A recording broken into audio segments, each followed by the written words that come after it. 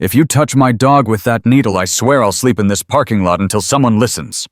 Those were the exact words I shouted at the young vet tech as she stood frozen, syringe in hand, eyes wide behind her glasses. I didn't plan on causing a scene that Tuesday morning, but everything in me screamed that I had to speak up, louder than I ever had in my life.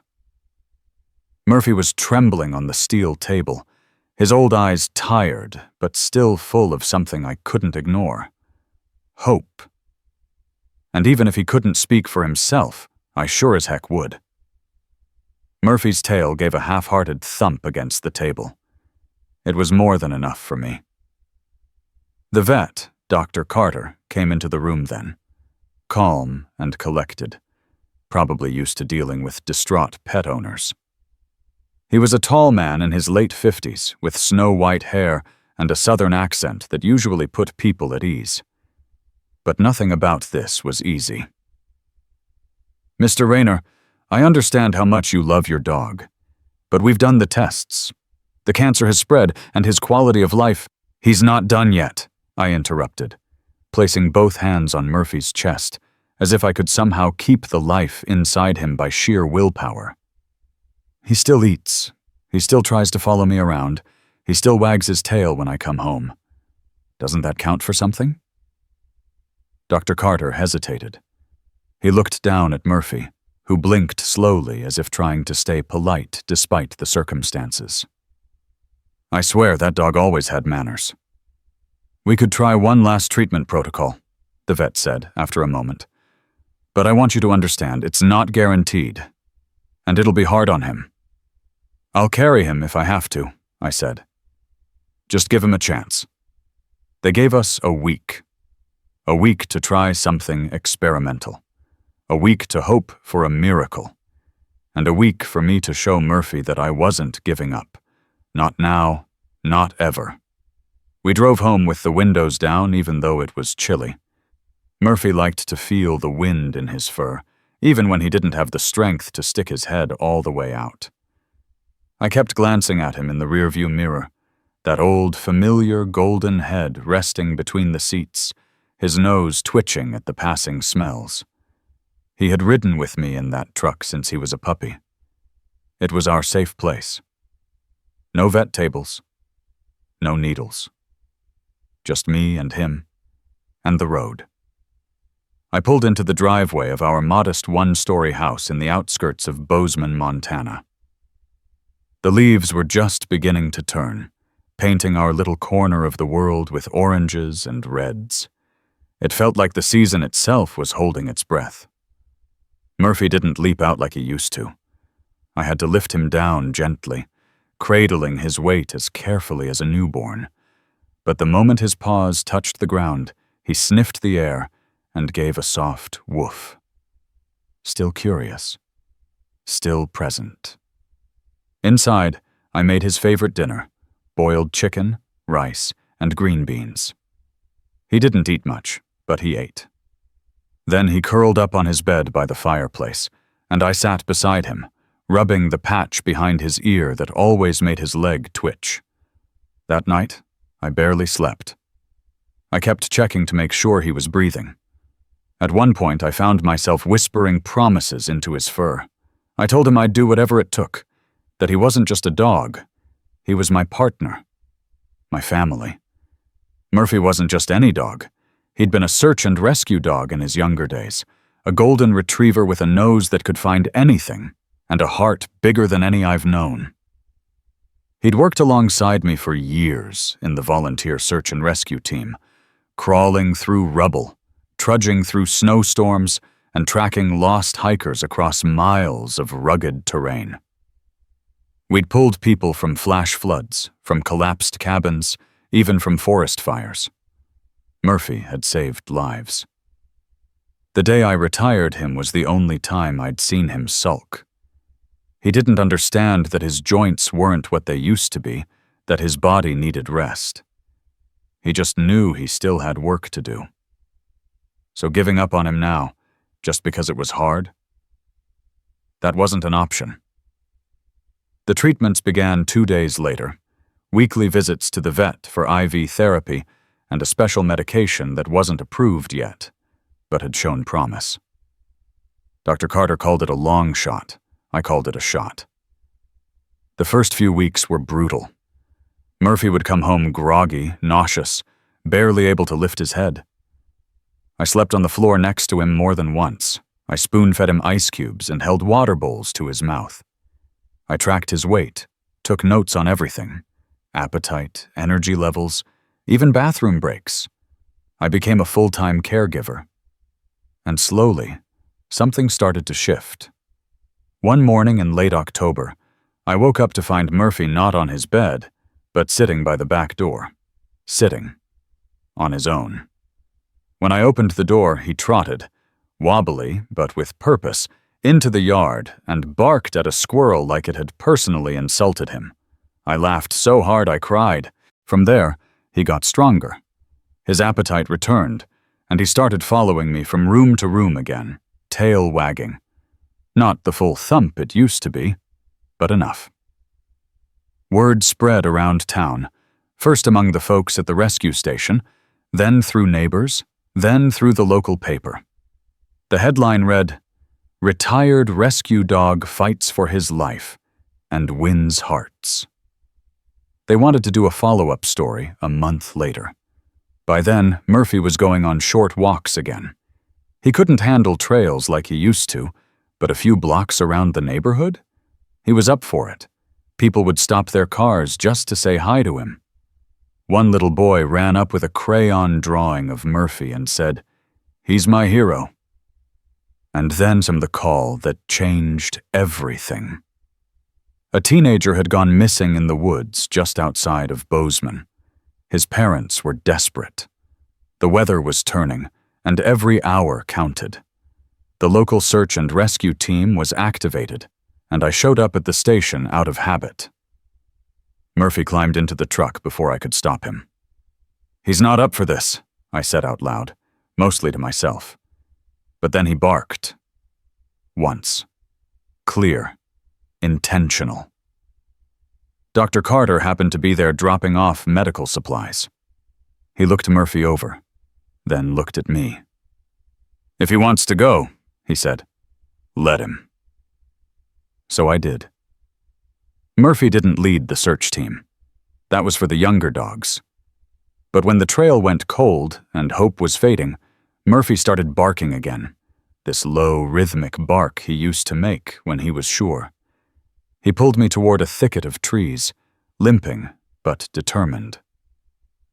20 minutes later, we found the boy, hypothermic, scared but alive. Murphy laid down beside him while we waited for the paramedics. Never left his side. After that, he became a local legend. The vet who wouldn't give up. The dog who wouldn't stop trying.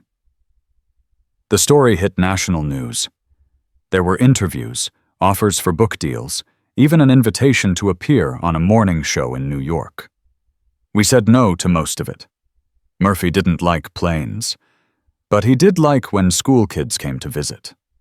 He'd sit proudly in front of classrooms while I talked about the power of hope, the importance of listening to your gut, and never giving up on the ones you love. The mayor of Bozeman gave Murphy a medal. The plaque read, "For bravery, loyalty, and the courage to keep going." At night, when we'd sit on the porch and watch the sun go down, I'd think about that day in the vet's office, about the moment when everything could have ended, and I'd look down at Murphy, his muzzle gray, his eyes full of light, and say, "You showed them, buddy." He always gave a little wag, as if to say, "Told you so." And we still had more story to write. I never expected Murphy to become a symbol. I just wanted more time with him. But the way people reacted, it was like watching a single flame catch and turn into a wildfire of kindness. Letters started showing up at our mailbox. First a few, then piles. Kids sent drawings. Old veterans wrote about their own dogs from long ago. Families included Murphy in their holiday cards. One even knitted him a sweater with the words "Loyal Hero" stitched across the back in bright red yarn. He wore it once and immediately rolled in a mud puddle. That was Murphy's way of keeping things real. Life settled into a new kind of rhythm. Mornings were quiet. We'd walk a little farther each week, always careful, always slow. He'd sniff every mailbox, wag politely at every neighbor, and then plop down exactly halfway through the route like he owned the block. I kept a collapsible bowl in my coat pocket and always had water and a treat for when he needed a break. He liked beef jerky the best. Sometimes I pretended I didn't have any left so I could get the tail wag that always came when I suddenly remembered one. One weekend, the Bozeman Elementary School invited us to speak again. I didn't think Murphy would be up for it. He was moving slower than usual that week, and I could tell some days were harder than others. But when I said the word school, his ears perked up. He recognized it. He remembered. The kids were waiting with homemade signs and Murphy stickers on their shirts. Some had stuffed golden retrievers in their laps. The principal hugged me and whispered, "He's their hero." Murphy trotted in like he'd rehearsed the whole thing. He sniffed the floor, checked out the corners of the room, then settled into a corner of the stage while I told them about the boy in the woods, the search and rescue days, and the time Murphy tracked a missing girl through 3 feet of snow. The children sat still the whole time, which for a group of second graders was practically a miracle. At the end, they each got to pet him. He licked every hand like they were old friends. A boy with a hearing aid knelt down and whispered something in Murphy's ear. I didn't catch it, but Murphy did. He gave that boy a long look, then leaned in and rested his head on the boy's shoulder. I swear I saw the teacher wipe her eyes. After that visit, we started getting requests from nearby towns, churches, libraries, fire stations. I turned down more than I accepted. Murphy wasn't a show pony, but I could tell which ones mattered. He always let me know. He'd either stay curled up in his bed, or he'd walk over to the truck and sit by the door. In early December, a call came from a senior center an hour away. They'd heard about Murphy through a retired paramedic who'd seen us on the local news. I wasn't sure about the long drive, but Murphy got up, walked over to the closet where I kept his leash, and bumped it with his nose. The center was warm and smelled like cinnamon and hand lotion. Dozens of residents gathered in the recreation room, most with walkers or wheelchairs. One man wore a Navy cap that said, "Korea Veteran." Another had a photograph of a golden retriever in his lap. I talked, but the real show was Murphy. He worked the room like a politician. He sniffed every shoe, leaned against every leg, and rested his chin on one woman's lap until she broke into tears. "He's just like my Jasper," she said over and over. Afterward, one of the nurses pulled me aside. "They've been down since the snow started. Murphy brought something into this place I haven't seen in months." We sat by the fireplace for a bit before leaving. Murphy dozed off beside my foot. For a moment, the world felt like it had stopped spinning so fast. Back home, the snow kept coming. Montana in December doesn't play around. I kept the driveway shoveled and Murphy's little coat by the door.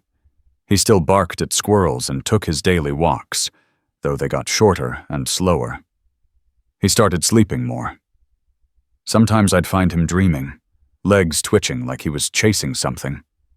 I hoped it was rabbits, and not the things he'd seen in the field. He'd been through a lot. He deserved dreams full of open meadows. One night, I got a call from the sheriff's office. Not an emergency, just a request. A retired dispatcher named Dennis had passed away in his sleep. His family was planning a service, and they wanted Murphy there. Turns out Dennis had followed Murphy's story every step of the way. He kept clippings. He'd told his grandkids that Murphy reminded him that loyalty never dies. It was a quiet, snowy morning when we drove to the little country chapel. The parking lot was nearly full. A light flurry had dusted everything in white. Murphy walked in ahead of me, like he always had when we were working. His steps were careful, but his head was up.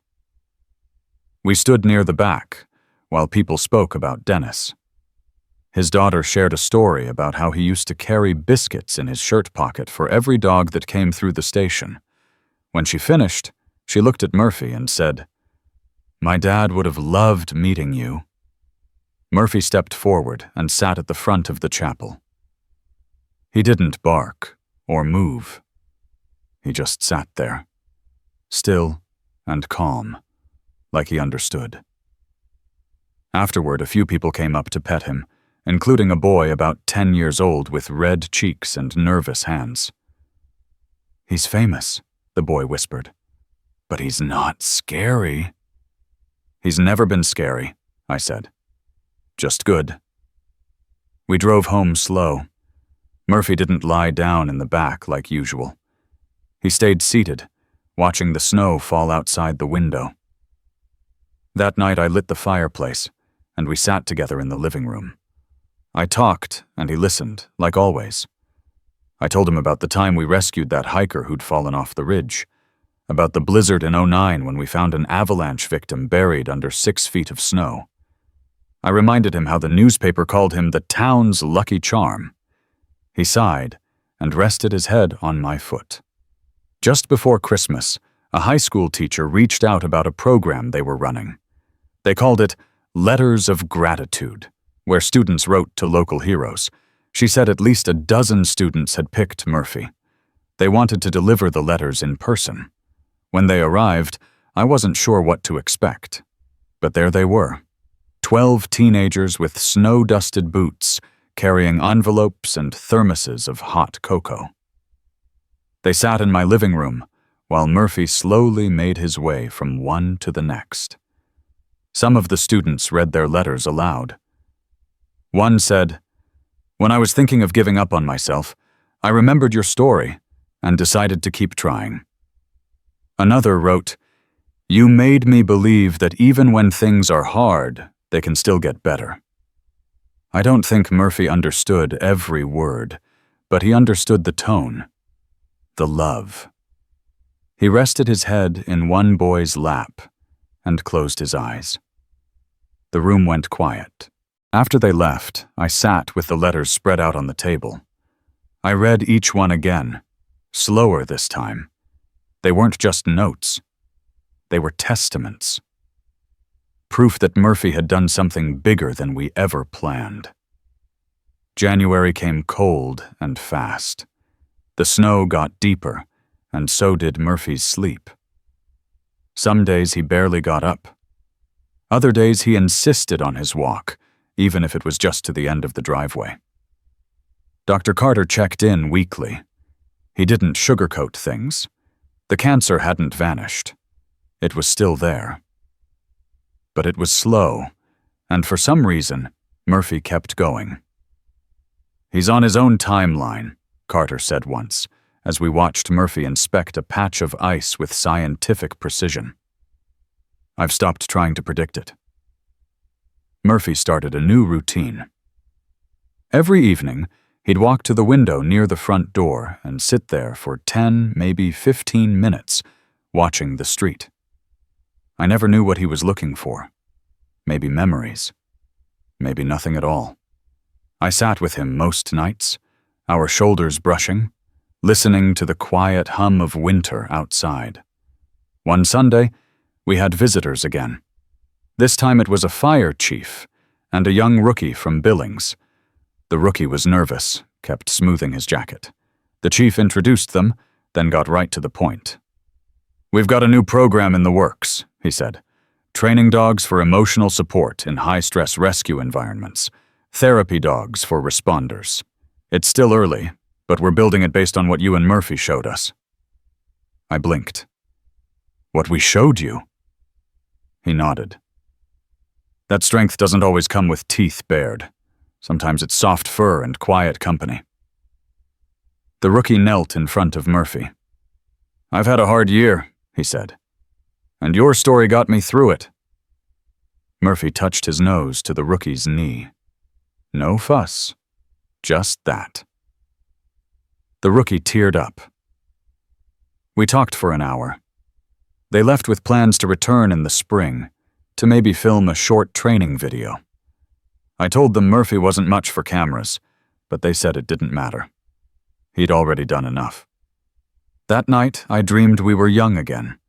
Me and Murphy running through the mountains, the sun warm on our backs. I woke up smiling, only to find him curled beside me, breathing slow but steady. I didn't know what the next season would bring. I didn't think about it too hard. Every day with Murphy was a gift. Every bark, every wag, every moment he rested his head in my lap. It was more than I'd hoped for back when I stood in that vet's office, begging for time. We weren't done. Not yet. Not by a long shot. The first time Murphy refused to eat his chicken, I tried not to panic. I told myself he was just tired. Maybe his stomach was a little off, or maybe the batch was too dry. I added a little broth, then some shredded beef. He sniffed it and licked his lips, but turned away. It was the first time since the treatments began that he skipped a meal entirely. I sat beside him on the kitchen floor for over an hour, just petting him, telling him stories from the old days, hoping he'd perk up. Eventually, he stood, walked slowly to the back door, and scratched at it once. He didn't want food.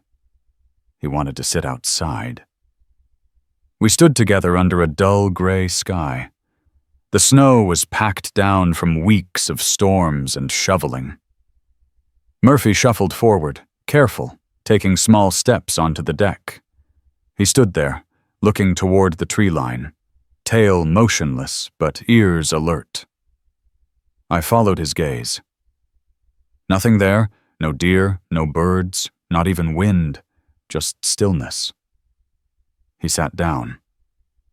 That's how the next few weeks looked. A little less appetite, a little more time sitting quietly, no more chasing squirrels, no more tug-of-war games with his rope, just long, silent sessions staring out windows or resting with his chin on the edge of his bed, eyes half closed.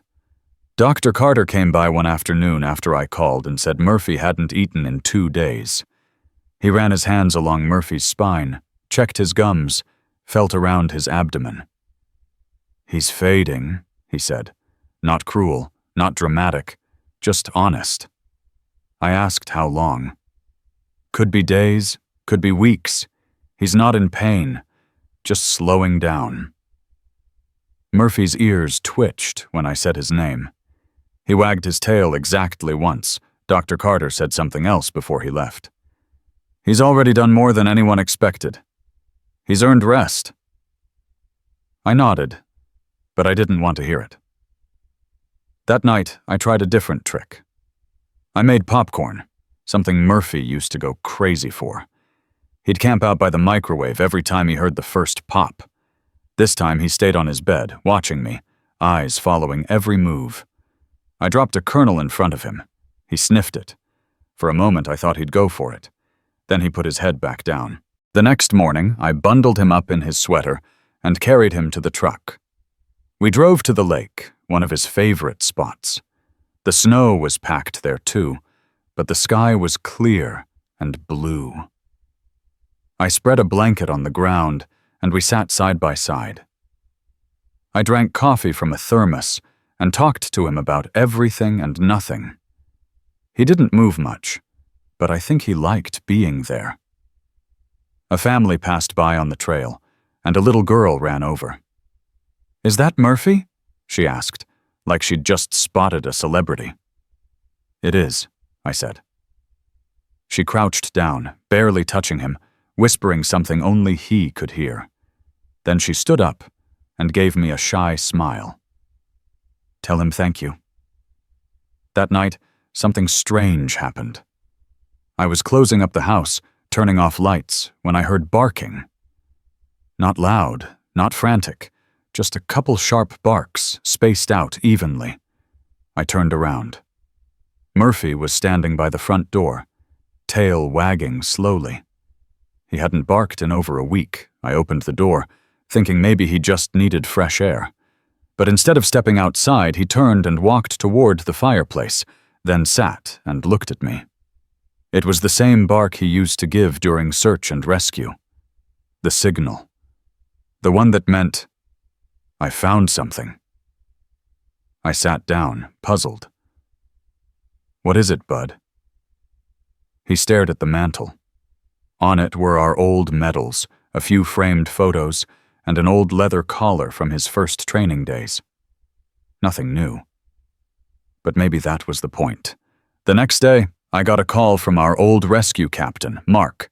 He said they were putting together a training video for the new recruits. They wanted to include a short segment on the emotional side of rescue work. About grief, about letting go, about why some of the best teams are bonded beyond words. He asked if I had footage or photos from our early days with Murphy. I told him I'd look. I spent the whole afternoon in the garage, digging through boxes, old VHS tapes, CDs, thumb drives, photos in albums and envelopes. I found a dusty box labeled Murphy First Years and brought it inside. Murphy watched from his bed as I laid the photos across the living room rug. Him as a pup, tangled in a rope toy, him wearing his first rescue vest, the red too bright against his golden fur, him with his nose deep in the snow beside a collapsed cabin. And one photo I'd forgotten existed. Murphy curled up in my lap, both of us covered in soot, eyes half closed after a 14-hour shift in the wildfire zone. We looked like ghosts, but there was peace in that moment. Murphy let out a quiet sigh and fell asleep. That weekend, my neighbor Tom stopped by with his teenage son, Caleb. They'd been following Murphy's story and wanted to drop off a little wooden statue Caleb had carved in shop class. It was a golden retriever sitting upright, ears perked. Caleb handed it to me, shy. It's not perfect. I turned it over in my hands. It was beautiful. We wanted you to have something, Tom said, so the neighborhood remembers. Caleb added, he's kinda everyone's dog now. They stayed for coffee. Murphy sniffed Caleb's hand and gave a slow tail wag. Caleb beamed. More cards came in the mail. A retired firefighter from Texas sent a medal with a note. This belonged to my partner, Max. He was a shepherd, but he had Murphy's heart. Pass it on. Murphy wore it for exactly 5 minutes before sneezing and pawing at it. He'd never been a fan of medals.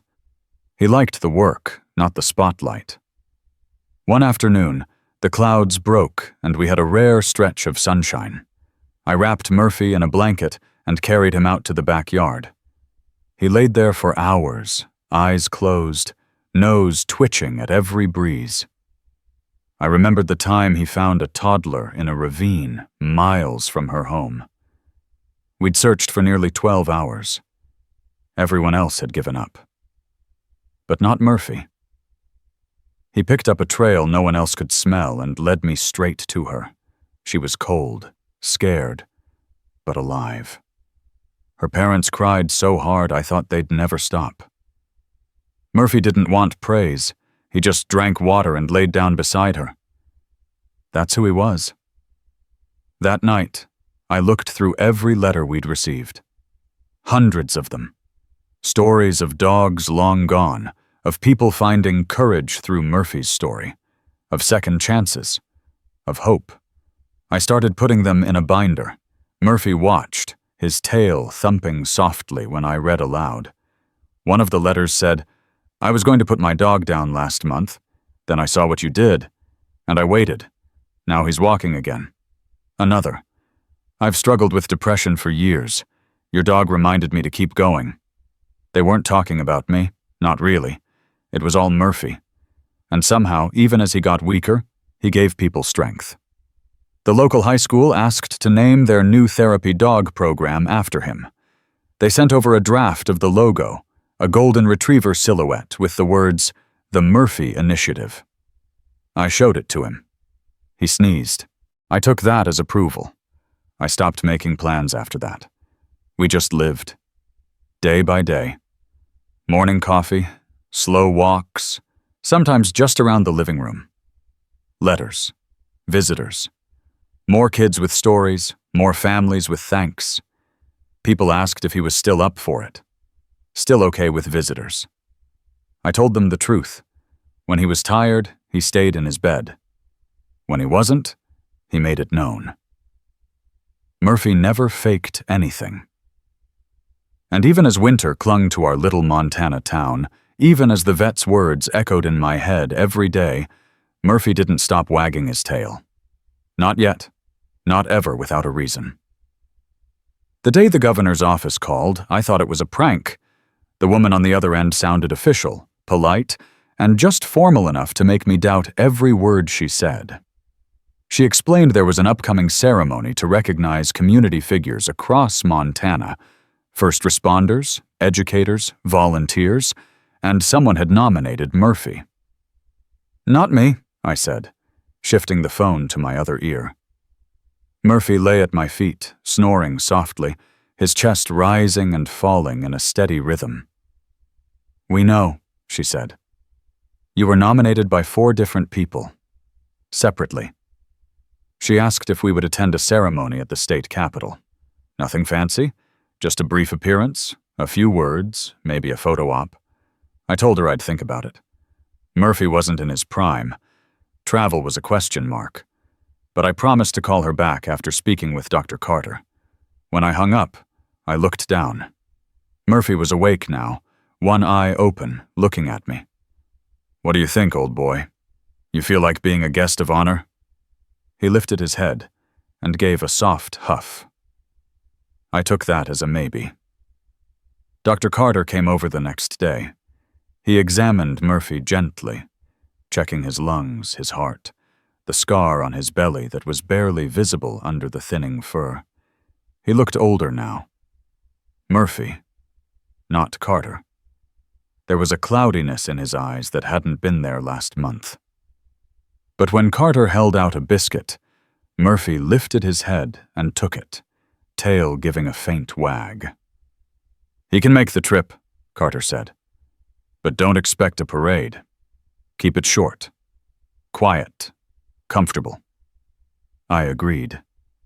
The governor's office arranged a hotel that allowed dogs, even offered to send a driver. I declined. Murphy would only travel in the truck. That was his safe place. I packed our bags, his blanket, his food, his bowls, and a cooler with boiled chicken and rice. I didn't forget the collapsible water bowl or the heating pad for his bed. We left before sunrise. Murphy didn't sleep in the back like he usually did. He sat up for the first half hour, watching the road, ears twitching at the sound of tires over frozen pavement. I turned the radio low and talked to him like I always did. "Remember the time we drove this same road in that old rust bucket SUV? You threw up in the back seat and I had to hose it out with the garden sprayer?" He sighed deeply, and I laughed. It was a 4-hour drive to Helena, but we stopped twice. I didn't want to rush him.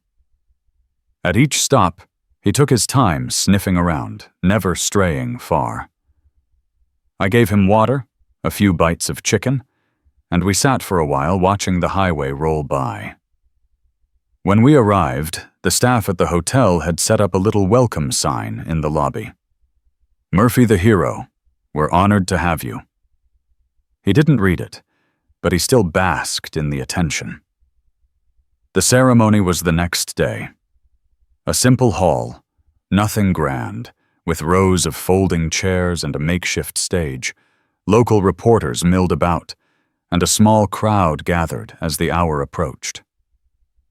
I kept Murphy tucked beside me, his leash loose, his body warm against my leg. When the announcer called our names, the crowd clapped.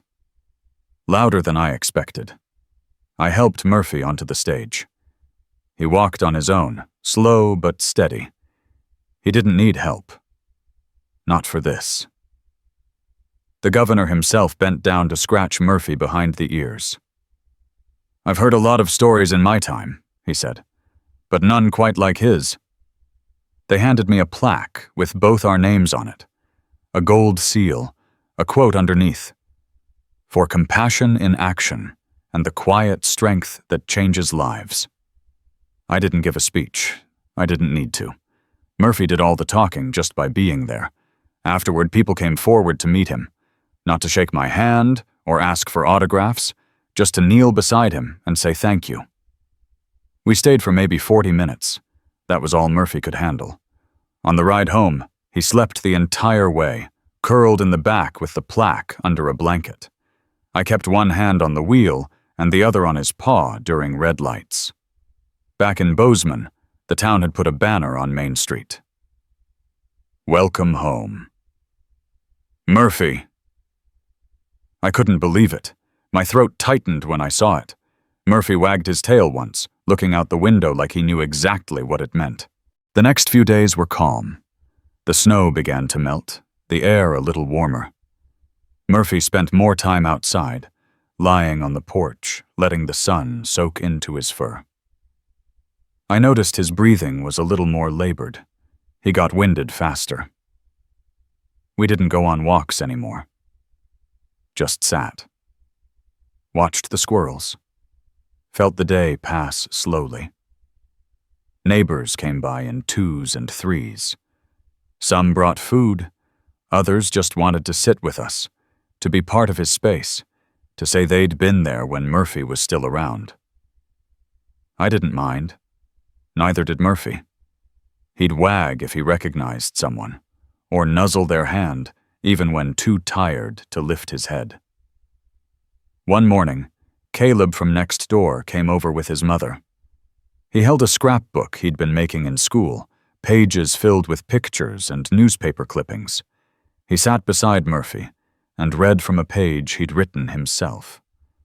"I want to work with dogs someday. Maybe train them. Because of Murphy. Because I didn't know dogs could be heroes until I met one." His mother wiped her eyes. Caleb gave Murphy a kiss on the head before leaving. Murphy lifted his head an inch and gave a soft, quiet woof. Later that evening, I heard a knock.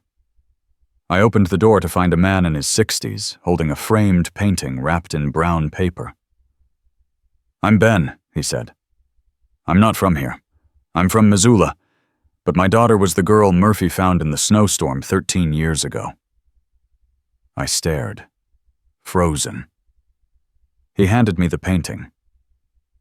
"She's in college now, studying environmental science. Said to tell you she hasn't forgotten. None of us have." The painting was a scene of Murphy on a snowy trail, nose low, tail high, surrounded by trees and silence. The girl's silhouette in the background, small but safe. I couldn't speak. Ben nodded. "We just wanted to say thank you again, in case we never got the chance." Murphy sniffed the painting when I brought it inside. Then he rested his head on my shoe. That night, I dreamed we were walking through a canyon. Sunlight everywhere. Murphy ahead of me, young again, ears perked, legs strong. He barked once, then vanished over a ridge. I woke up and checked on him. Still there. Still breathing. Still mine. The next day, a letter came from a woman in Oregon. She'd read about Murphy in the paper. She said she was struggling with loss, that her home felt empty after her dog passed. She said Murphy's story made her believe in love again. I read the letter aloud. Murphy didn't move, but I felt him listening. The town scheduled another school visit. I told them we'd try, no promises. The morning of, Murphy stood up on his own. Just stood there, waiting by the door. We went. The kids gave him a standing ovation when we walked in. He didn't walk far, just up to the front row, where he lay down and stayed there while I talked. One boy asked, "Is Murphy going to be okay forever?" I didn't lie. "He's okay today," I said, "and that's what matters." Murphy let out a soft chuff, as if confirming my answer. The principal gave him a handmade medal, construction paper and glitter glued onto a string. Murphy wore it without protest. Afterward, we sat in the truck for a while, engine off, watching kids play on the playground. Murphy watched too, head resting on the window frame. I whispered, "You did good, bud. Again." He didn't move, just watched, content. Spring was trying to push through the cold now, buds on the trees, birds returning. Murphy spent more time outside, lying in the grass even when it was still damp. I laid blankets down, wrapped him up, stayed beside him. He didn't eat much anymore, but he still drank water, still gave that faint wag when someone said his name, still watched the world with those tired, patient eyes. He wasn't gone. Not yet. Not today. And that was enough for me. The local hardware store put up a cardboard cutout of Murphy in their window. Not a joke, an actual life-size image of him, ears perked, tail mid-wag, standing proud in his red search and rescue vest from back in the day. Someone had printed it off a news photo and had it mounted. Underneath, a hand-painted sign read, "Our town's hero." I parked across the street and stared at it for a long while. I don't know what I felt exactly. Gratitude? Pride? A weird ache I couldn't name. Murphy was in the back seat, curled in his blanket. He didn't notice the cutout. But I did. And it hit me harder than I expected. The hardware store wasn't the only one. Down at the bakery, they started selling cookies shaped like golden retrievers. The library had a display of books about dogs, rescue animals, even children's picture books inspired by him. One had a drawing that looked a lot like Murphy on the cover. They called it Murphy and the Mountain. And then there was the mural. I had no idea they were doing it. One morning in April, I walked Murphy downtown, more of a shuffle, really, and we turned the corner by the old post office. There on the brick wall, a team of local artists had painted a massive scene. Murphy standing at the edge of a forest, looking back over his shoulder. Golden fur touched by sunlight, paw prints leading down a snowy trail, and a young child's hand reaching up beside him. They got every detail right. Murphy didn't look up at the mural, but he stood a little taller that morning. Back at home, the yard had finally lost its icy glaze. The grass poked through, pale green and tentative. I set up a little chair for myself, beside Murphy's favorite spot under the maple tree. We sat there most mornings now.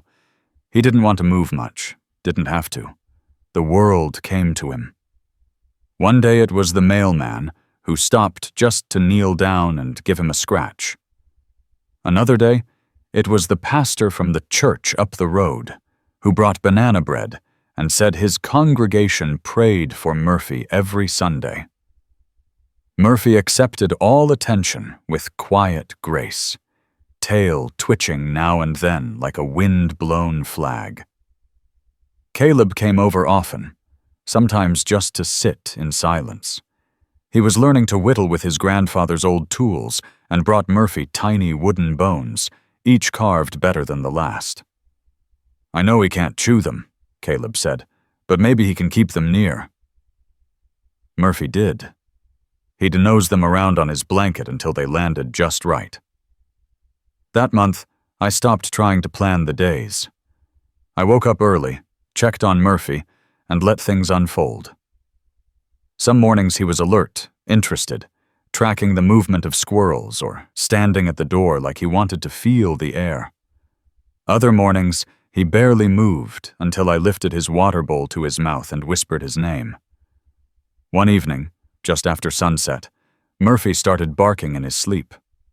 Not loud or panicked, just a few short bursts, spaced out like they used to be during training exercises. I sat beside him on the floor, hand on his back, listening to the rhythm. I remembered the rescue drills we used to do, how he'd find the dummy hidden in the brush every single time, never giving up, never stopping until he knew the job was done. That instinct was still in there somewhere. I wondered what he was dreaming of. A scent in the trees? Footsteps in the snow? Maybe something I couldn't imagine. One of the high school teachers brought her students over again in late April. They had started a new unit on local legends. Instead of writing about Paul Bunyan or Johnny Appleseed, they were writing about Murphy.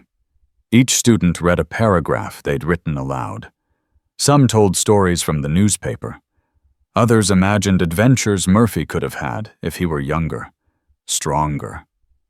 One girl said, "If Murphy had been around during the gold rush, he'd have led the miners out of the mountains when the snow came."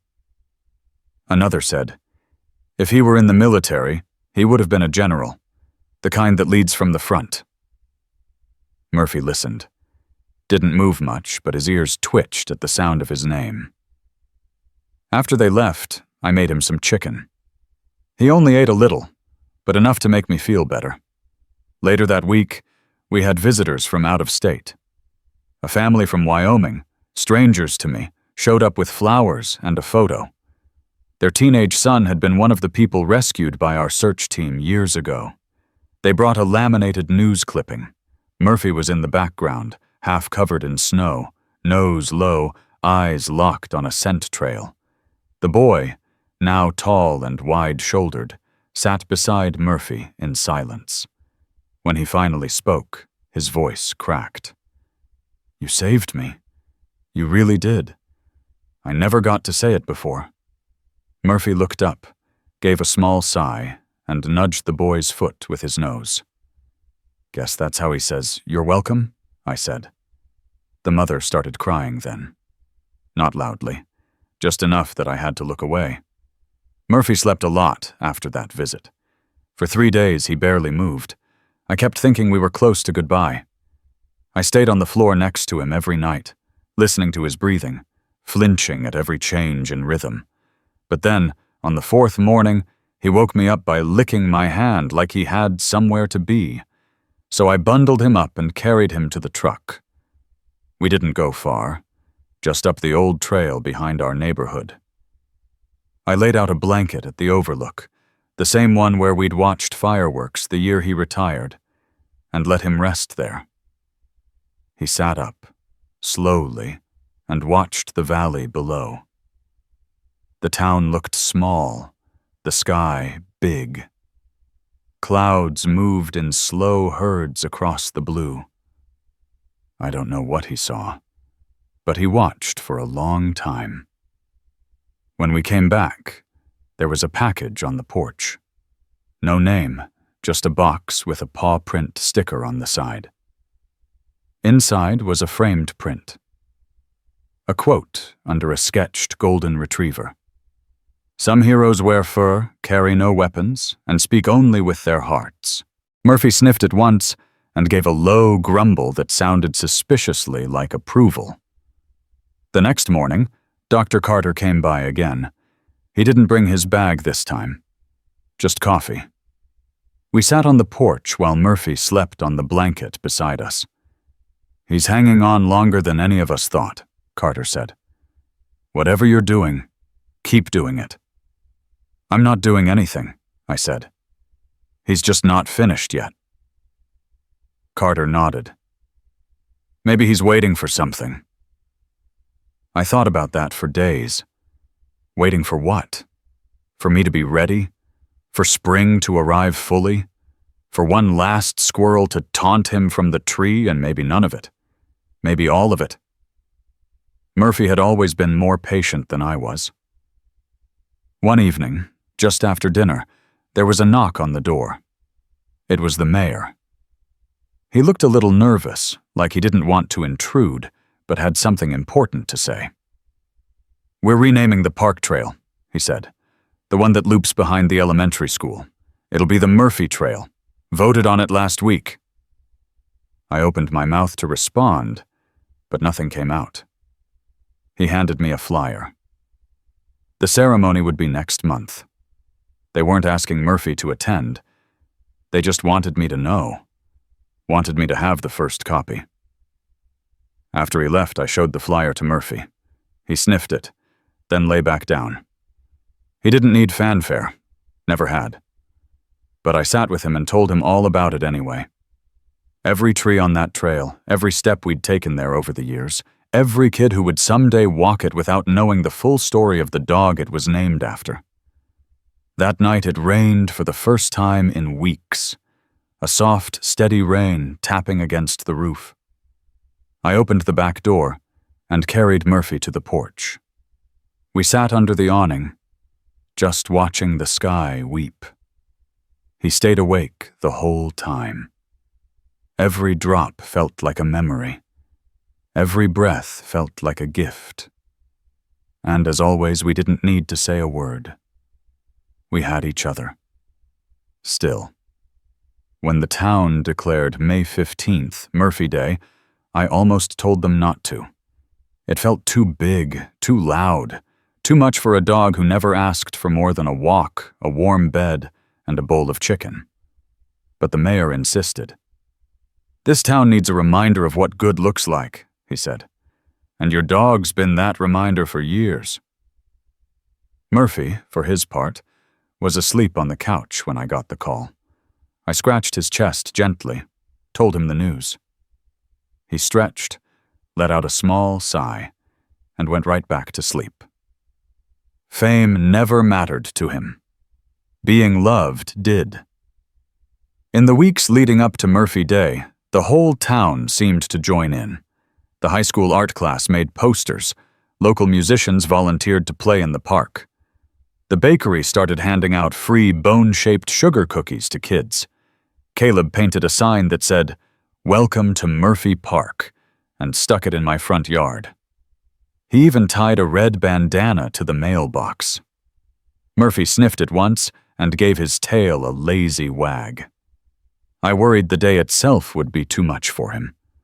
But when the morning came, he surprised me. He stood up on his own. He walked to the door, sat down, and waited to be leashed.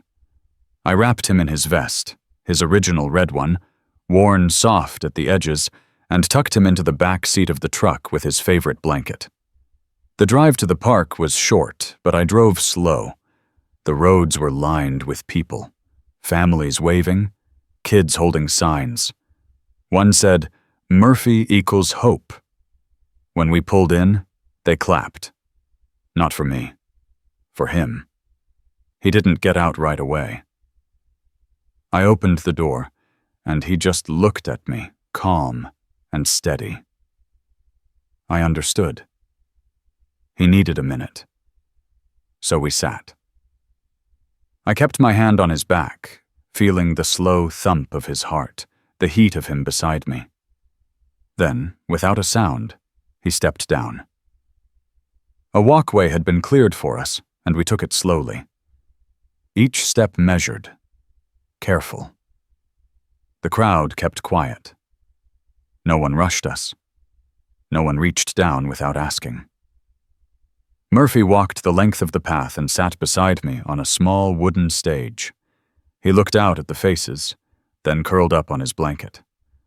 I didn't speak much, just thanked everyone for remembering, for caring, for making room in their lives for a shaggy dog who once chased tennis balls and found lost hikers. Caleb stepped up next. He read a short essay he'd written in school. Murphy showed us that heroes don't always wear uniforms. Sometimes they have muddy paws and sleepy eyes, and they save us just by staying beside us. Someone behind me sniffled. The music started after that. Local kids playing acoustic guitars, a few old-timers with harmonicas. Murphy stayed curled on his blanket the whole time, blinking now and then like he was soaking it in. They unveiled the official Murphy Trail sign around noon. Simple black lettering on a wooden plaque, with a paw print carved into the corner. I ran my fingers over the grooves, then helped Caleb tie a red ribbon around it. Murphy sniffed the base post and gave it a quiet grunt. Approval granted. Afterward, we sat under a tree while the crowd slowly trickled away. A few people came over quietly, knelt to pet Murphy, whispered thanks. Some just stood a few feet away and watched. It felt like church, only warmer. I carried him to the truck when he got tired. He rested his head on the doorframe the whole way home, watching the town pass by. Main Street, the diner, the fire station. Familiar places. Familiar people. Some waved. Some saluted. All smiled. That night, I made a small fire in the backyard pit and we sat outside. The stars came out slow, one at a time. Murphy curled up close. No sounds but the crackle of wood and the soft sighs of a sleepy old dog. I didn't say much. Just let the night be what it was. Over the next few days, Murphy slipped into longer naps. He still woke up when I opened the fridge, still barked at the vacuum, still watched the mailman with mild suspicion. But he didn't get up as fast, didn't follow me from room to room anymore. He waited. Always waiting now. For food, for help, for me. One morning I caught him staring at the front door for almost 20 minutes. Just sitting there, perfectly still. I sat down beside him, leaned against the wall, and waited too. Eventually he turned his head and looked at me. I asked if he wanted to go out. He didn't move. Just blinked, slow and calm. We sat there until the light shifted across the floor. The kids from the elementary school sent another batch of letters. Crayon drawings, cards with glitter, even a few photos of their own dogs. One boy wrote, "I hope Murphy lives forever, but if he doesn't, I know he'll still be watching us." I read every card out loud. Murphy didn't move, but his ears twitched at the sound of children's voices on the recordings they'd sent. I thought about making a scrapbook, but it didn't feel urgent. Nothing felt urgent anymore. Every day was its own story. A nap in the sun, a visit from a neighbor, a quiet afternoon with soft music playing and the fireplace crackling. Murphy was still here. Not in a past tense kind of way. Not as a legend or memory. As a dog. Alive. Present. Breathing. One Thursday afternoon, Dr. Carter called. Said he had a few hours free and wanted to stop by. I didn't ask why. I knew. He checked Murphy over. Same as always. Heartbeat slow. Eyes cloudy. Weight down. Nothing new. Nothing alarming. Just slow. He might go peacefully in his sleep, Carter said, kneeling beside him. Or he might hang on another month. He's on his own clock. I nodded. That's what I figured. Carter looked around the room. At the drawings, the flowers, the quiet hush of a house filled with waiting. He's already outlived expectations. He's done more than most people do in a lifetime. I know. You'll call me when it's time? I promised I would. That weekend, I canceled everything. I didn't go to the store, didn't answer calls. I sat with Murphy and let the hours pass. Sometimes I read aloud. Sometimes I sang. Poorly, but he didn't seem to mind. Sometimes I just talked. You remember that time in the canyon? You found that man with the broken leg and we had to carry him 3 miles back to the truck. You stayed right beside him the whole way. He kept petting your head and saying he'd name his next dog after you. Murphy blinked. His tail thumped. I smiled. I moved his bed closer to the window so he could watch the birds at the feeder. He lay there for hours, eyes half-lidded, ears flicking with every chirp. At night, he whined once. I lifted him gently, took him outside. He stood under the stars, nose up, breathing deep. I wrapped my arm around him and said, "Whatever you need, I'm here." He leaned into my leg, That night, we slept side by side on the living room floor.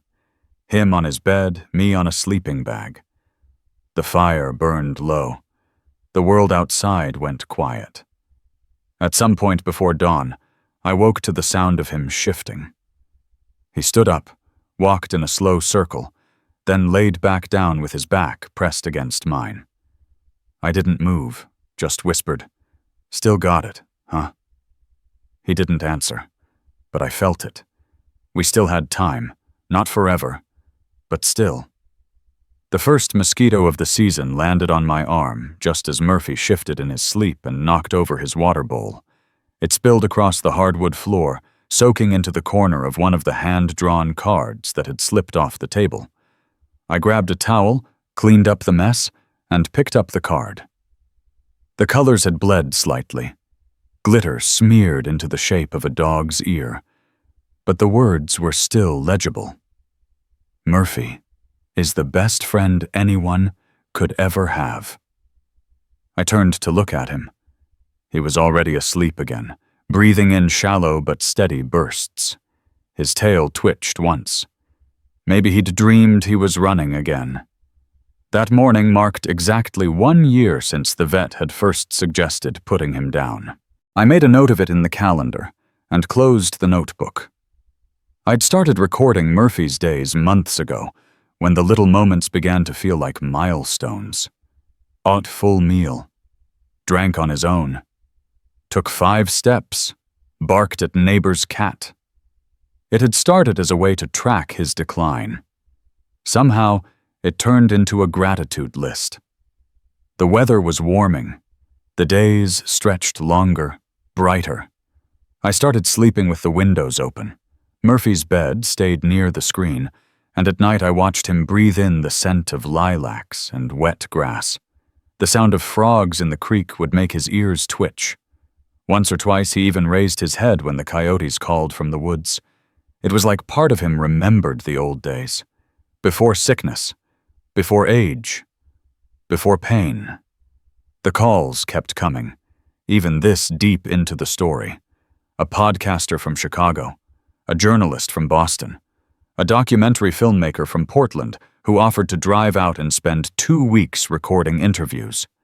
I told them no, politely. Murphy had already given enough. But I didn't stop the visits from the locals, kids who brought more drawings, retirees who remembered the day Murphy found a missing boy behind the feed store. A man who drove from 3 counties over just to say, "He helped me through my divorce, even though we've never met."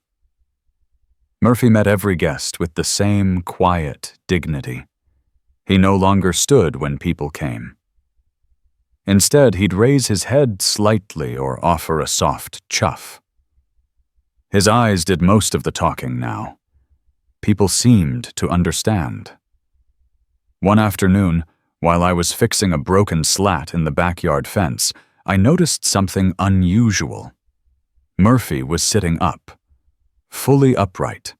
He hadn't done that in almost a week. He was staring at the gap under the shed where the chipmunks played. I held my breath, watching. Then he barked, just once. I dropped the hammer and walked over. "You still keeping this place safe, huh?" I said. He looked at me, tail moving ever so slightly, and lay back down. That was enough to carry me through the week. A few days later, Caleb showed up with a new project. He'd made a small wooden box, smooth and stained, with a simple carved image on top. A paw print nestled in a mountain range.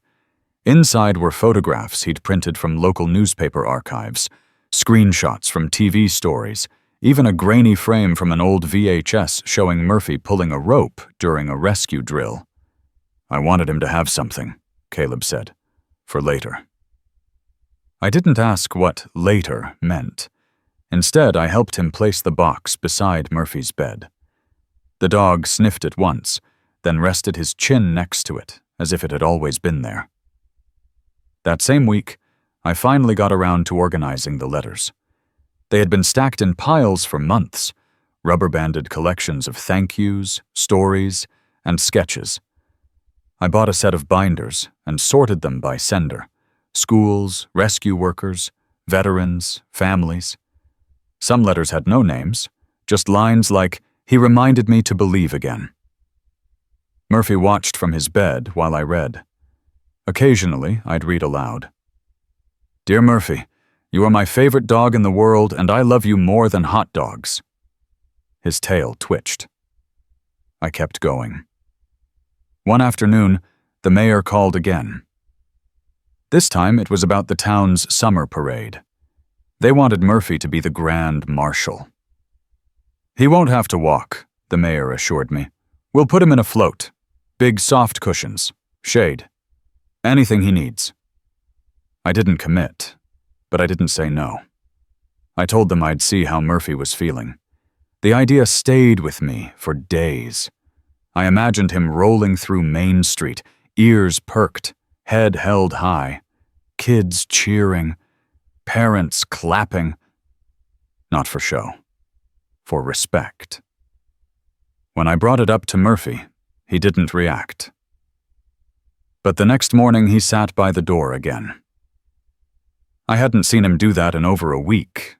Maybe he understood more than I realized. So I started preparing. Bought a small wagon from a local farm supply shop. Padded it with memory foam. Caleb helped me decorate it with fabric and paint. On one side, we stenciled the words, "Still on duty." Murphy didn't get in on the first try. But the second time, he stepped in with my help, settled down, and rested his chin on the edge like it was made just for him. We practiced in the driveway. I pulled, he rode, neighbors waved, someone clapped. Murphy blinked at them all, calm and regal. The day before the parade, I got another delivery, a patch from the National Search and Rescue Association.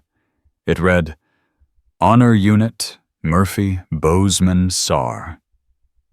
No expiration, no rank, just his name. I attached it to his vest. That night, I barely slept. I kept checking on him.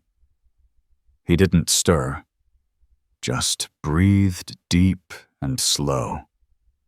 The morning of the parade, he woke early, drank water, ate 3 pieces of boiled chicken. It was enough. I lifted him into the wagon. He settled in without complaint. We arrived downtown early. The street was already lined with families. The local fire truck idled at the front.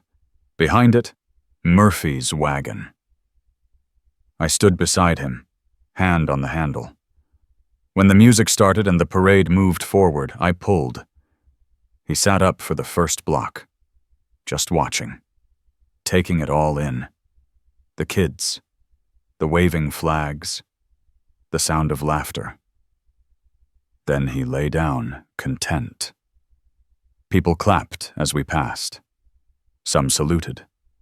Others simply placed their hands over their hearts. Near the end of the route, a little girl ran up with a bouquet of wildflowers. She placed them gently beside Murphy and whispered something. I didn't catch it, but he did. He gave a small woof. When we got home, I carried him inside. He slept most of the afternoon, curled in the sunshine near the back door. I sat beside him, fingers running through his fur. "I think you liked that," I said. His ear twitched. That evening, Caleb dropped off a drawing. Murphy in the wagon, tail wagging, surrounded by flowers. He titled it, "The Greatest Day." I hung it above Murphy's bed. That night, the rain came again, soft, like breath. We sat by the window and listened. Still here, still his story, still going. I hadn't expected the phone call from the state university, especially not from someone in the veterinary department. Dr. Melrose introduced himself quickly, young voice, a bit nervous, and explained that he and a few of his colleagues had been studying long-term recovery cases in terminal canine cancer. Apparently, Murphy's case had come up at a recent conference. "You're kind of famous," he said. I glanced at Murphy, who was stretched out in a patch of sun on the porch, twitching his toes in a dream. "Not me," I said. "You've got the wrong Rayner. Murphy's the one you're looking for." Dr. Melrose chuckled. "Right, of course. We were hoping to do a case profile. It wouldn't be intrusive, just interviews, maybe a few photos, and access to his medical records. He's giving people hope in ways we don't always get to measure." I told him I'd think about it. I'd learned by now that even good intentions could turn overwhelming fast. I didn't want Murphy paraded around like a test subject. But something about the young man's voice lingered in my head. It didn't sound like exploitation. It sounded like awe. I hung up and made a pot of coffee, sat outside with Murphy while the breeze pushed the scent of honeysuckle across the yard. I told him about the call. He didn't raise his head, just wagged his tail twice against the wood. I took it as a yes. A week later, a small team from the university arrived. Just Dr. Melrose and 2 vet tech students.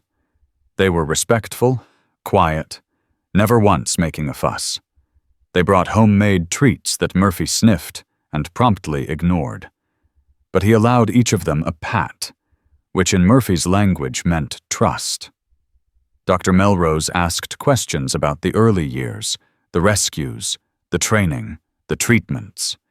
He took notes while I talked, eyes wide, nodding like he was hearing a story passed down from a sacred book. "He's the only dog I've ever seen," one of the students said, "who's turned terminal into legendary." Murphy didn't move, but his nose twitched like he was amused.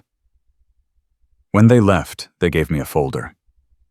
Inside was a certificate of appreciation, a letter from the dean, and a page titled, "Murphy Rayner, a case study in courage." I didn't hang it up, just tucked it into the growing binder I kept on the bookshelf. Murphy didn't need more titles, but I liked knowing that people were learning from him. Summer arrived, soft and slow, the kind of summer that made you feel like time wasn't running out, just stretching. Murphy's pace slowed more. Some days he didn't get up at all until mid-afternoon. Other days he'd surprise me by rising at dawn and walking to the window like he had somewhere to be. I took him to the lake again, packed the same blanket, the same thermos of coffee. We sat in the shade of the same tree. A couple recognized him, waved from a distance, and left us alone. Murphy kept his head up the whole time, nose raised, as if cataloging every scent the breeze carried.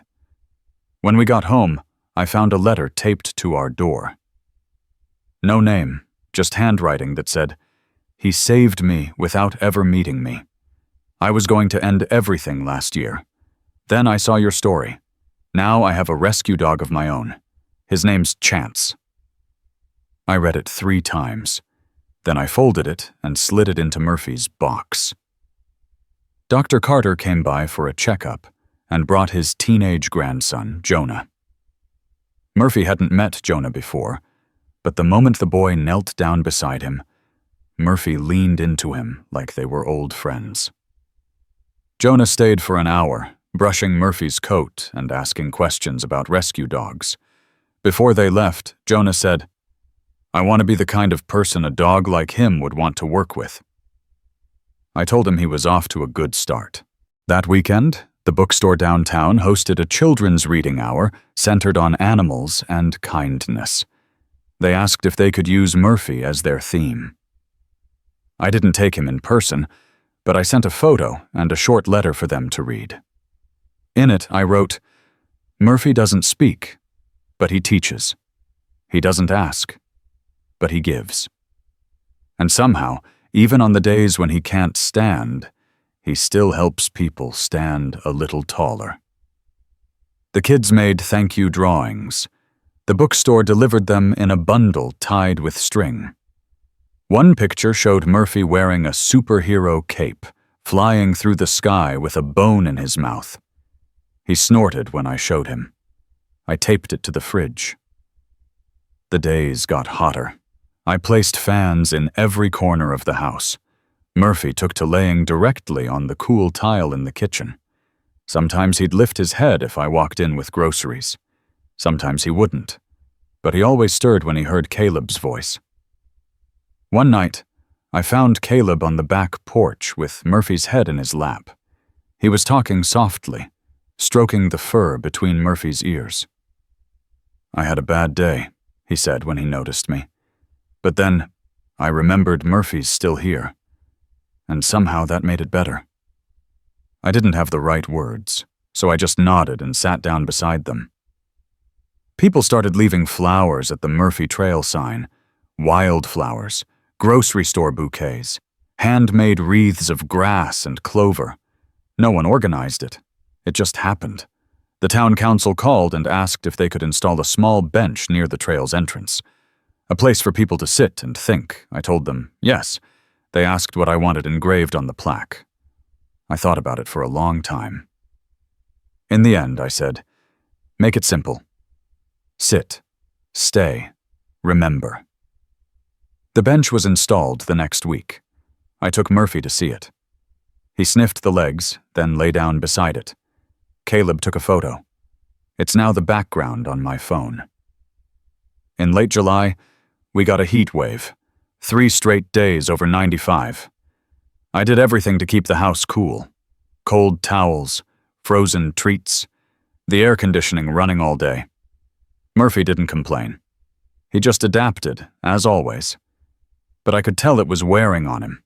He slept more, ate less. I stopped trying to fix it. Just made sure he was comfortable. Loved. One morning, I found him in the hallway, halfway between his bed and the kitchen. He looked up at me, and for a moment I thought he was confused. Then I realized he'd wanted to be near me, even if he couldn't make it all the way. Sat beside him on the floor. We stayed there for hours. I brought him water in a shallow dish. He licked it slowly. When he finally drifted off again, I leaned against the wall and whispered, "Thank you for coming this far." Outside, the sky went from blue to gold to dusky purple. Still breathing. Still here. Still Murphy. The last morning started like any other. Cool breeze through the screen door. Coffee brewing. The soft shuffle of paws across the hardwood.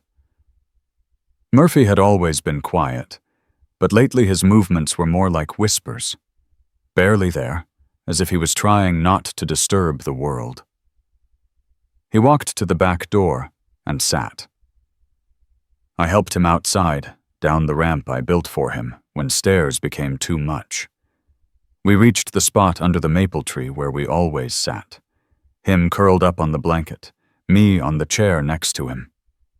The sky was pale blue, clouds soft and distant. The kind of morning that made you forget how fast things move. I brought him water, then his breakfast, though I knew he wouldn't eat it. Still, I tried. He sniffed it politely and looked up at me. I sat down beside him, resting a hand on his back. His ribs rose and fell slowly, evenly. No struggle, just tired. Caleb stopped by with a paper bag from the bakery. He didn't say much, just sat next to Murphy, unwrapped a croissant, and shared the corner piece like he always did. Murphy took it gently, then laid his head down again. We talked for a while, about school, the trail, how long the summer had felt. Then Caleb whispered something to Murphy I didn't hear, and stood up. "I think he's waiting," he said. "For what?" Caleb just shrugged. "You'll know." Later that morning, Dr. Carter came by. He didn't bring his bag. He didn't need to. He knelt beside Murphy, checked his breathing, rubbed the soft patch behind his ear. "He's peaceful," he said. "Whatever you decide, he's not in pain." I nodded, not ready to speak.